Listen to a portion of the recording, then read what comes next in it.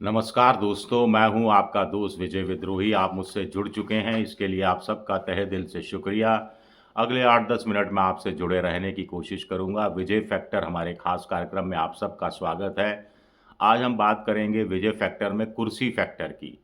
किस्सा कुर्सी का, जो महाराष्ट्र से लेकर बिहार तक फैला हुआ है, जिससे बीजेपी को दोनों जगह जूझना पड़ रहा है। कांग्रेस अब इससे मुक्त होती नजर आ रही है, क्योंकि कांग्रेस के पास मुख्यमंत्रियों की कुर्सियां ही कम पड़ी हैं। 3 कुर्सियां ही हैं देश भर में। तो क्या कुर्सी मुक्त कांग्रेस होती जा रही है? इस पर कभी आगे चर्चा करेंगे, लेकिन पहले एकनाथ शिंदे का कुर्सी प्रेम की चर्चा कर लेते हैं। कुर्सी चली चली गई, खिसक गई। बड़ी कुर्सी चली गई, छोटी कुर्सी मिल गई, लेकिन मलाल है साहब। मुख्यमंत्री नहीं रहे, मलाल है। हुआ ये कि महाराष्ट्र में, मुंबई में बजट सत्र से पहले चाय पार्टी हो रही थी पत्रकारों के साथ, और देवेंद्र फडणवीस, एकनाथ शिंदे, अजीत पवार मुस्कुराते हुए गलबहियां डाले हुए नजर आए। इतने मतभेद हैं अंदर अंदर, लेकिन ऊपर से कैसे मुस्कुरा लेते हैं। ये कुर्सी मुस्कुराने के लिए मजबूर करती है। तो हंसी मजाक में कहा एकनाथ शिंदे ने कि भाई, मैंने और देवेंद्र फडणवीस ने आपस में कुर्सियों की अदला बदली कर ली है। यानी पहले मैं मुख्यमंत्री था, देवेंद्र फडणवीस उप मुख्यमंत्री थे। अब देवेंद्र फडणवीस मुख्यमंत्री की कुर्सी पर हैं, मैं डिप्टी चीफ मिनिस्टर की कुर्सी पर हूं। और अजीत पवार, जो उनकी कुर्सी अभियान में आड़े आ रहे हैं, वो कैसे आड़े आ रहे हैं बाद में बताऊंगा। और अजीत पवार पर तंज कस दिया कि ये इन्होंने कुर्सी अपनी फिक्स कर ली है। यानी डिप्टी सीएम है, कोई महत्वाकांक्षा नहीं है, कोई इच्छा नहीं है, कोई संघर्ष की भावना नहीं है। इन्होंने सरेंडर कर दिया, हम तो हाँ डिप्टी सीएम लायक हैं, यही ठीक है भाई। तो अजीत पवार ने कहा, अजीत पवार कहाँ चूकने वाले थे। अजीत पवार तो आजकल बड़े मजे लेते हैं। तो अजीत पवार ने कहा, क्या कहा ये पहले बाद में बताऊंगा, लेकिन जब मुख्यमंत्री के चयन की बारी आ रही थी, पत्रकार वार्ता में एकनाथ शिंदे, देवेंद्र फडणवीस और अ, अजीत पवार तीनों मौजूद थे, और अगले दिन शपथ ग्रहण समारोह होना था। तब तक ये डिसाइड नहीं हुआ था कौन बनेगा मुख्यमंत्री, कौन नहीं बनेगा मुख्यमंत्री। तो एकनाथ शिंदे से पत्रकारों ने कहा कि आप कल जाएंगे शपथ ग्रहण समारोह में? उन्होंने कहा मैं देखूंगा, अभी तो पूरी रात पड़ी है, पूरी शाम पड़ी है, सोचने के लिए बहुत टाइम है। देखूंगा, अभी तो बहुत टाइम है। तो फट फट से बीच में कूद पड़े, फुदक पड़े। तब देवेंद्र फडणवीस का चेहरा थोड़ा उतर गया था कि भाई ये क्या हुआ। लेकिन कूद पड़े थे अजीत पवार, और अजीत पवार और आगे बढ़कर कहा था भाई मैं तो जा रहा हूँ, मैं तो शपथ लेने जा रहा हूँ, मैं तो शपथ लेने जा रहा हूँ। अब ये भी मुंबई में अभी यही हुआ कि जब एकनाथ शिंदे ने कहा कि मैंने और देवेंद्र फडणवीस ने आपस में कुर्सियां बदल ली हैं और इनकी कुर्सी फिक्स है, इन्होंने अपनी कुर्सी फिक्स कर ली है, तो अजीत पवार के लिए कहा, तो अजीत पवार कहाँ चूकने वाले थे। तुरंत उन्होंने कहा कि एकनाथ शिंदे साहब, आप अपनी कुर्सी फिक्स नहीं करवा पाए। बस एकनाथ शिंदे की दुखती नब्ज पर हाथ रख दिया। अंदर अंदर रो दिए होंगे एकनाथ शिंदे, लेकिन ऊपर से क्या करते, मुस्कुराना ही था तो मुस्कुराते रह गए। लेकिन एकनाथ शिंदे की ये जो छोटी सी जो डायलॉग था, इसमें बहुत कुछ छुपा हुआ है। कुर्सी की अदला बदली हुई है, तो इसका मतलब आगे जाकर भी कुर्सी की अदला बदली हो सकती है। कुर्सी की चाह बनी हुई है। तीसरा पॉइंट, एकनाथ शिंदे ने साफ कह दिया कि वो डिप्टी सीएम की कुर्सी से चिपके रहना नहीं चाहते।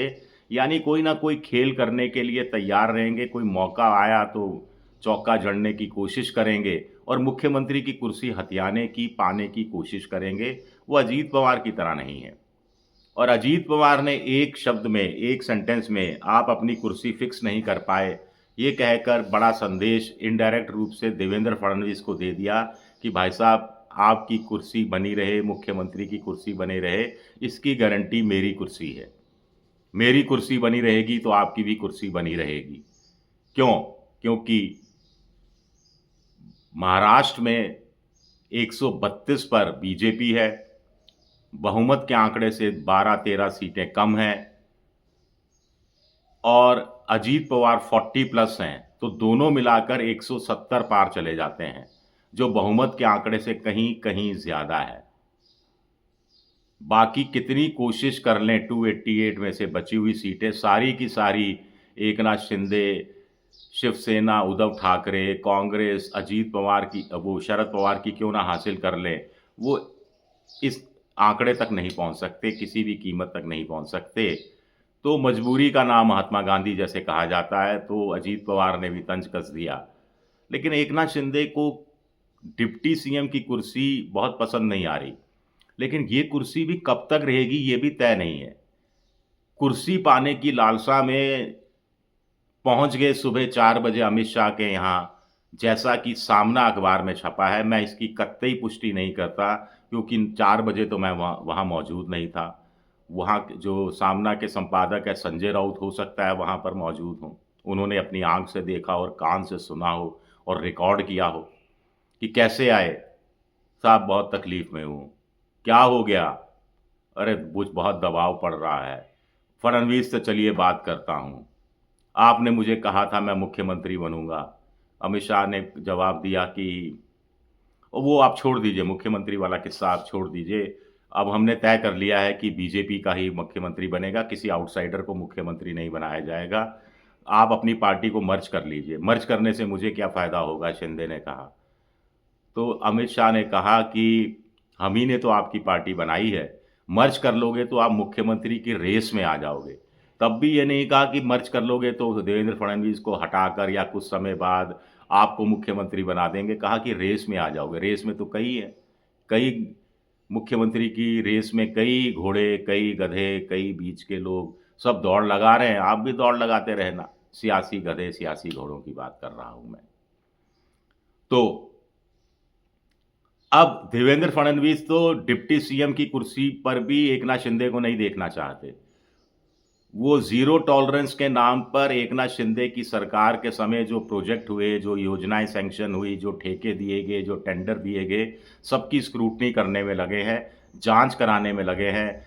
जैसे कि एमएसपी पर जो कृषि जिनसों का खरीद का काम होता है, उसमें कैसे कमेटियां बनाई गई, उसमें उद्योगपतियों को और गैर किसान संगठन के नेताओं को भरा गया, पॉलिटिशियंस को भरा गया एकनाथ शिंदे ने, कि सरकार के समय उसकी जांच हो रही है। एक आध और कूड़ा उठाने का टेंडर में घपला हुआ, एक ज़ीरो एक्स्ट्रा लगा दिया गया, 350 करोड़ की जगह 3,500 करोड़ कर दिया गया, ऐसा कहीं मैंने पढ़ा था। उसकी भी जांच हो रही है, तो वो उस कुर्सी को भी छोड़ना नहीं चाहते। अब एकनाथ शिंदे कैसे बचेंगे? क्योंकि कुर्सी तो वो फिक्स नहीं कर पाए। अजीत पवार की बात मान लीजिए, डिप्टी सीएम की कुर्सी पर बैठ जाइए फेविकॉल लगा के और फडणवीस से कहिए साहब मैं तो यहीं खुश हूँ, ज़िंदगी चलती रहेगी प्यार से अगले 5 साल। लेकिन नीतीश कुमार की ज़िंदगी 5 साल इस तरह कुर्सी से चलती रहेगी बंद कर, ये तय नहीं है। बीजेपी कह रही है आप मुख्यमंत्री की कुर्सी पर बैठे हैं, चुनाव तक बैठे रहिए, आपकी कुर्सी को आगे आगे कर कर हम जनता से वोट मांगेंगे। लेकिन चुनाव जीत गए तो आपको कुर्सी मिलेगी या नहीं मिलेगी ये पता नहीं, क्योंकि तब जो बीजेपी के संसदीय बोर्ड की कुर्सियों पर बैठने वाले लोग होंगे वो तय करेंगे, एनडीए के साथियों के साथ तय करेंगे। साथियों का कोई मतलब है नहीं, चिराग पासवान हो, चाहे उपेंद्र कुशवाहा हो, चाहे जीतन राम मांझी हो, वो उन कुर्सीधारी नेताओं की संसदीय बोर्ड के बीजेपी के नेताओं के सामने कितनी चलेगी, कहाँ तक चलेगी, ये आप भी जानते हैं, मैं भी जानता हूँ। तो अब नीतीश कुमार कह रहे हैं कि भागलपुर में जब मोदी जी आए थे नहीं बोले, चलिए आगे आए तो बोल दें, गारंटी दे दें, कह दें कि ये मोदी की गारंटी है कि नीतीश कुमार की कुर्सी बरकरार रहेगी, चुनाव के बाद भी बरकरार रहेगी।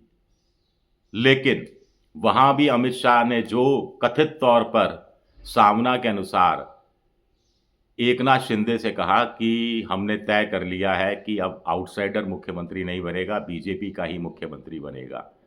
तो ये इको कहीं न कहीं महाराष्ट्र से निकलकर पटना तक या मुंबई से निकलकर, दिल्ली से निकलकर पटना तक पहुंचता हुआ नीतीश कुमार की कानों में पड़ रहा है। और लेकिन बेबसी देखिए, कुर्सी का मोह देखिए कि चुप है।